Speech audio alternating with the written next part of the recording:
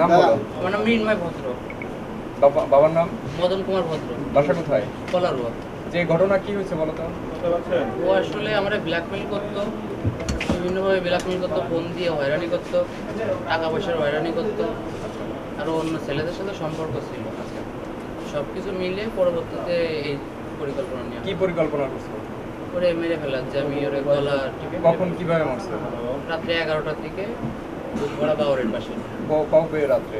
কালকে রাত্রে। গতকালকে রাত্রে? গতকালকে রাত্রে 23 তারিখে? জি। কোন জায়গা থেকে নিয়ে আসছিলা? আমি ওরে পাটকেলঘাটা থেকে নিয়ে আসি। পাটকেলঘাটা থেকে। আচ্ছা, নিয়ে এসে ওই বুকবড়া বারো ওখানে যে কিভাবে মারছো? ও মানে নেশা করা অবস্থায় ছিল, যার কারণে আমি গলায় হাত দিয়ে গলা চেপে ধরে দেওয়ার। গলা চেপে মারছো, তারপরে কি করছো? তারপরে ওইখানে ফেলে রেখেছি। মোবাইল টোবাইল কি করছো? মোবাইলগুলো ভেঙে আসছিল।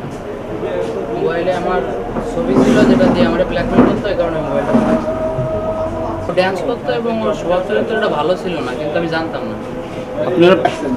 আমি 1 বছর আগে ছেড়ে আসছি। আপনাদের সম্পর্কটা কিভাবে হয়েছিল? ও ড্যান্স করতে গেছিল সেখান থেকে। কোন জায়গায়? সাতক্ষীরাতে। আজকে 24/4/2024 তারিখ সকাল 8 ঘটিকায় কোতোয়ালি মডেল থানাধীন বুক ভরা বাওয়ারের পাশে একটা অজ্ঞাত মহিলার মৃতদেহ পাওয়া যায়। পরবর্তীতে মহিলার নাম ঠিকানা শনাক্ত হয়। তার নাম খাদিজা খাতুন ওরফে মৃত কর্মকার। তার সাথে প্রায় 2 বছর আগে মিনময় ভদ্র এলাইস নিলয় নামে এক ছেলের বিবাহ বন্ধনে আবদ্ধ হয়। পরবর্তীতে তাদের মধ্যে 1 বছর পূর্বে বিবাহ বিচ্ছেদ হয়। বিচ্ছেদের পর থেকে এই খাদিজা খাতুন ওরফে মৃত আক্তার বিভিন্ন সময়ে মিনময় ভদ্র এলাইস নিলয়কে ব্ল্যাকমেল করতে থাকে।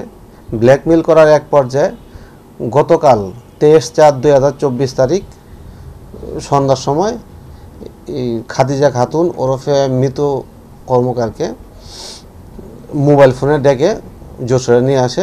গতকাল রাত 11টার সময় তাকে গলা টিপে হত্যা নিশ্চিত করে তার মোবাইলগুলো ভেঙে ফেলে রেখে চলে যায়। পরবর্তীতে ডিবির একটা চৌকস টিম আজকে অভিযান পরিচালনা করে ঘটনায় জড়িত মিনময় ভদ্র এলাইস নিলয়কে কোতোয়ালি মডেল থানা এলাকা হতে গ্রেপ্তার করে। আসামি প্রাথমিকভাবে ঘটনার সত্যতা স্বীকার করে। এই ঘটনায় মামলা রুজু প্রক্রিয়াধীন এবং আসামি বিজ্ঞ আদালতে প্রেরণ প্রক্রিয়াধীন।